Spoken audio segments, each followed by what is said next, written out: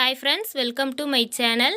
இன்றைக்கி நம்ம சேனலில் ரொம்பவே டேஸ்டியான அண்ட் சாஃப்டான தேங்காய் போலி தான் எப்படி செய்கிறதுன்னு பார்க்க போகிறோம். கடையில் சாப்பிட்ற மாதிரியே சாஃப்டான போலி செய்கிறதுக்கு ஒரு சின்ன சின்ன டிப்ஸ் எல்லாம் வீடியோக்குள்ளே சொல்லியிருக்கேன். இதெல்லாம் நீங்கள் தெரிஞ்சுக்கிட்டு போலி செய்யும்போது போலி உங்களுக்கும் ரொம்பவே சாஃப்டாக கிடைக்கும். இந்த டிப்ஸ் எல்லாம் நீங்கள் தெரிஞ்சுக்கணுன்னா கடைசி வரைக்கும் நம்ம வீடியோவை ஸ்கிப் பண்ணாமல் பாருங்கள். வாங்க வீடியோக்குள்ளே போகலாம். போலி செய்கிறதுக்கு முதல்ல நம்ம மாவு ரெடி பண்ணணும். அதுக்கு ஒரு மிக்சிங் பவுலில் 1 கப் மைதா மாவு சேர்த்துக்கோங்க. இது ஒரு 100 கிராம் இருக்கும். உங்களுக்கு மைதா மாவு சேர்க்கறது விருப்பம் இல்லைன்னா நீங்கள் மைதா மாவுக்கு பதில் 1 கப் கோதுமை மாவு சேர்த்துக்கோங்க. இப்போ இதில் மஞ்சள் தூள் சேர்க்கணும். இதில் ஒரு 1/4 டீஸ்பூன் மஞ்சள் தூள் சேர்த்துக்கலாம். இது கூடவே கொஞ்சமாக உப்பு சேர்த்துக்கலாம். நான் அரை டீஸ்பூனை விட கொஞ்சம் கம்மியான உப்பு எடுத்திருக்கேன். உப்பு சேர்த்ததுக்கப்புறமா இதில் கொஞ்சமாக எண்ணெய் சேர்த்துக்கலாம். நம்ம மாவு பிசைஞ்சதுக்கப்புறமா எண்ணெய் சேர்க்க போகிறோம். அதனால் இப்போ கொஞ்சமாக எண்ணெய் மட்டும் சேர்த்துக்கலாம். பாருங்கள், நான் இந்த அளவுக்கு எண்ணெய் சேர்க்குறேன். எண்ணெய் சேர்த்துட்டு இது மட்டும் ஒரு டைம் நல்லா மிக்ஸ் பண்ணிக்கோங்க. அந்த உப்புலாம் நல்லா மிக்ஸ் ஆகட்டும். இப்போ நம்ம தண்ணி சேர்த்து நல்லா மிக்ஸ் பண்ணணும். தண்ணி இடையில கொஞ்சமாக சேர்த்து மிக்ஸ் பண்ணிக்கோங்க. மொத்தமாக சேர்த்துடாதீங்க. உங்களுக்கு மாவு தண்ணி ஆகிட்டா இன்னும் கொஞ்சம் மைதா மாவு கூட சேர்த்துக்கோங்க. இடையில தண்ணி சேர்த்து மாவு ரொம்ப சாஃப்டாக பிசையணும். சப்பாத்தி மாவு பதத்துக்கெல்லாம் பிசையக்கூடாது. சப்பாத்தி மாவு பதத்தை விட நம்மளுக்கு நல்லா லூஸாக இருக்கிற மாதிரி இருக்கணும். அந்த அளவுக்கு பிசையணும்.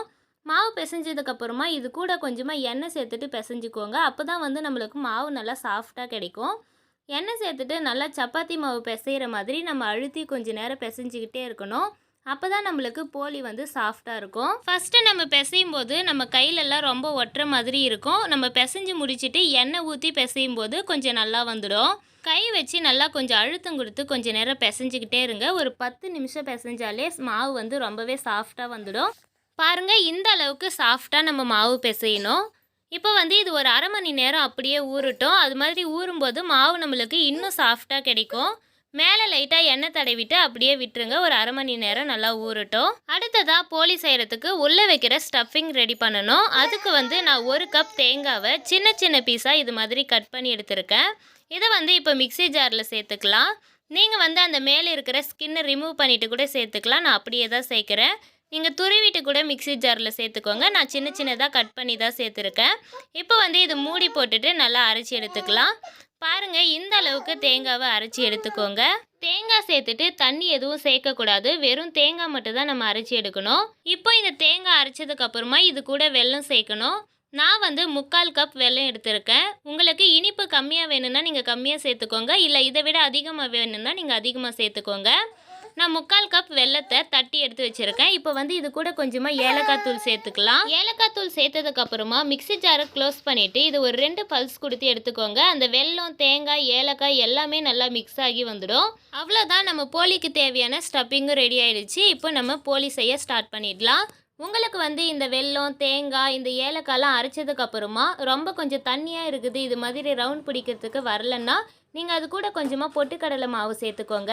இப்போ நம்ம பிசைஞ்சு வச்சுருக்க மாவுலேருந்து ஒரு உருண்டை எடுத்துக்கலாம். இப்போ வாழை இலையில் எண்ணெய் இல்லைன்னா நெய் அப்ளை பண்ணிவிட்டு நம்ம எடுத்து வச்சுருக்க மாவை கையை வச்சு இது மாதிரி தட்டிக்கலாம். இது மாதிரி லைட்டாக விரிச்சதுக்கப்புறமா இதில் நம்ம ஸ்டஃபிங் வைக்கணும். இப்போ நம்ம ரெடி பண்ணி வச்சுருக்க ஸ்டஃபிங்கில் சின்னதாக கொஞ்சம் உருண்டை எடுத்துகிட்டு இதில் வச்சுக்கலாம்.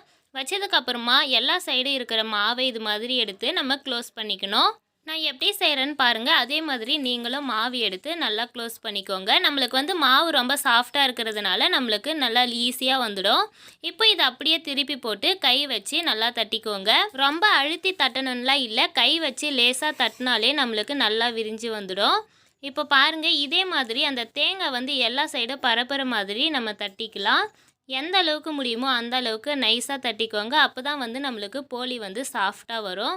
பாருங்கள், நான் இந்த அளவுக்கு தட்டி எடுத்துருக்கேன். இப்போ நம்ம போலி செய்ய ஸ்டார்ட் பண்ணிடலாம். ஒரு தோசை கல்லில் எண்ணெய் இல்லைன்னா நெய் லைட்டாக தேய்ச்சிக்கோங்க. இப்போது வாழை இலையில் தட்டி வச்சுருக்க போலியை அப்படியே இதில் சேர்த்துட்டு அப்படியே இலையை மட்டும் ரிமூவ் பண்ணிடலாம். இப்போ ஒரு சைடு நல்லா வேகட்டும். உங்களுக்கு வேணும்னா கொஞ்சமாக நெய் கூட நீங்கள் இந்த ஸ்டேஜில் சேர்த்துக்கோங்க. இல்லை எண்ணெய் கூட சேர்த்துக்கலாம். நெய் தான் சேர்க்கணும்னு இல்லை. நெய் சேர்த்தா நம்மளுக்கு இன்னும் வாசனையாக இருக்கும் சாப்பிட்றதுக்கு. இப்போ ஒரு சைடு நல்லா வெந்ததுக்கப்புறமா இன்னொரு சைடு திருப்பி போட்டுக்கலாம். 2 சைடும் நல்லா வேக வச்சு எடுத்துக்கலாம். ஸ்டவ்வை மீடியம் ஃப்ளேமில் வச்சுக்கோங்க. ஹை ஃப்ளேமில் வச்சு செய்யாதீங்க. அப்போ சீக்கிரமாக காந்து போன மாதிரி ஆகிடும். அதனால் மீடியம் ஃப்ளேமில் வச்சு குக் பண்ணிக்கோங்க. 2 சைடும் நல்லா வெந்ததுக்கப்புறமா எடுத்து பிளேட்டுக்கு மாற்றினா ஒரு சாஃப்டான டேஸ்டியான தேங்காய் போலி ரெடி. கண்டிப்பாக எல்லாரும் உடனே ட்ரை பண்ணி பாருங்கள். இந்த வீடியோ பிடிச்சிருந்தா நம்ம சேனலை சப்ஸ்கிரைப் பண்ணிக்கோங்க.